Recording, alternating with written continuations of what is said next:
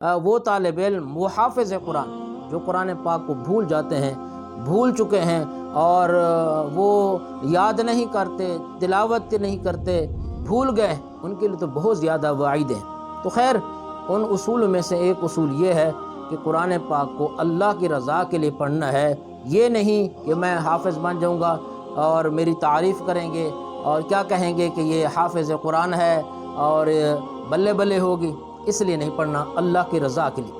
اور جب آپ قرآن پاک کو یاد کر رہے ہوں تو دعاؤں کا بھی خاص طور پر کیا ہے وہ بھی اہتمام کریں، قرآن پاک کو یاد کریں، دعاؤں کا بھی کیا کریں وہ اہتمام کریں، آپ اللہ سے مانگیں کہ یا اللہ تیرا قرآن ہے، تیرا کلام ہے، حفظ کر رہا ہوں، اس کو محفوظ کرنا، میرے سینے کے اندر محفوظ کرنا، اس بات کا بھی آپ نے کیا کرنا ہے وہ خیال رکھنا ہے۔ اور اسی طرح جو طالب علم پڑھ رہے ہیں وہ بھی اور جو حافظ بن چکے ہیں وہ بھی قرآن پاک کی تلاوت کا ناغہ نہیں کرنا۔ جو مدرسے میں پڑھتے ہیں وہ کبھی چھٹی نہیں کرنی، یہاں تک کہ بالکل قریبی کوئی فوت ہو جاتا ہے، اس کا انتقال ہو جاتا ہے، ناغہ نہیں کرنا۔ اسی طرح جو حافظ ہو چکے ہیں وہ قرآن پاک کی تلاوت میں ایک رکوع پڑھیں، ایک پاؤ پڑھیں، آدھا پارہ پڑھیں، سپارہ پڑھیں، لیکن پڑھنا لازمی ہے۔ اس بات کا بھی آپ کیا ہے وہ خیال رکھیں۔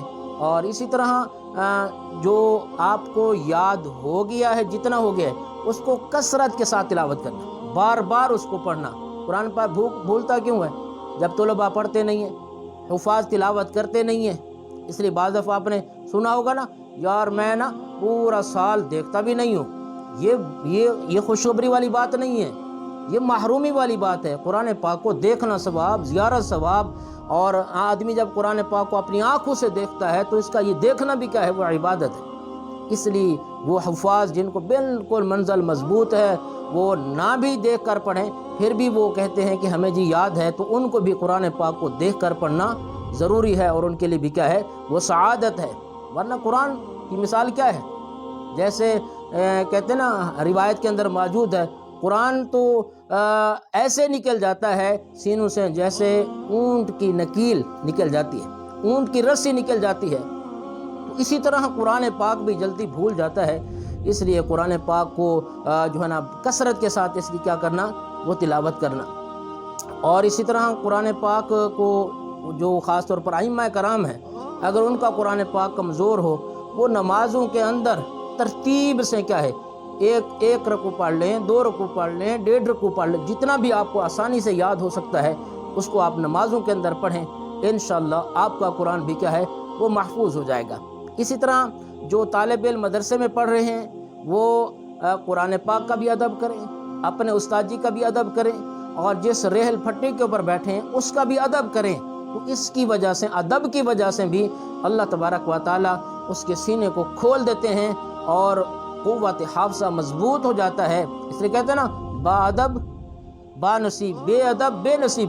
بہت سارے ایسے طلباء اس دنیا کے اندر آئے ہیں، بڑے ذہین و فطین تھے، لیکن اساتذہ کا ادب نہیں تھا، کتابوں کا ادب نہیں تھا، اللہ نے ان کو علم سے محروم رکھا۔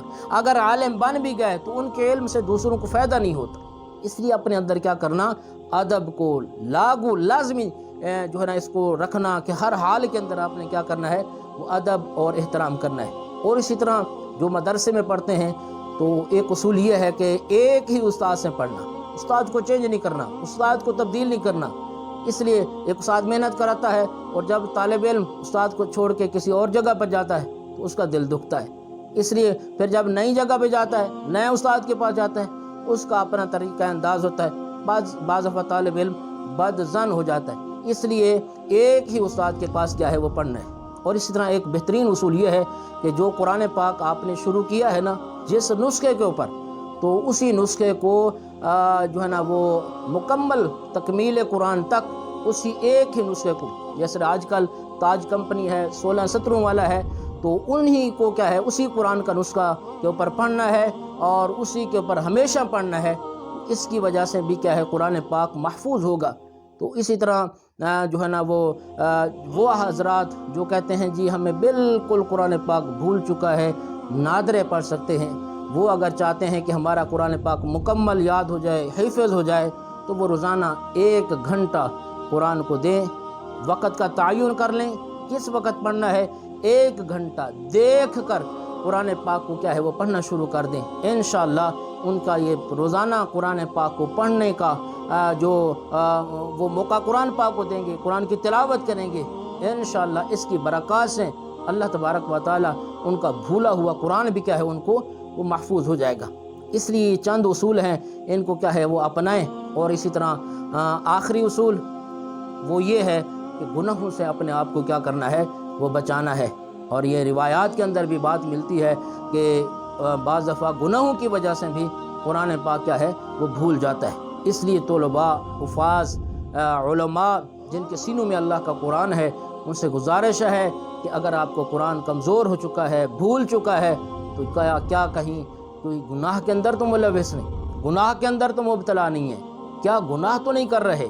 اس لیے اگر ایسا جرم ہو رہا ہو تو آج ہی سے، ابھی سے ہی کیا ہے اس پر توبہ کریں اور قرآن پاک کی روزانہ تلاوت شروع کر دیں، ناگہان نہیں کرنا، روزانہ جتنا بھی ہو سکے قرآن پاک کو پڑھنا ہے، انشاءاللہ اللہ کا قرآن آپ کے سینے کے اندر محفوظ ہو جائے گا۔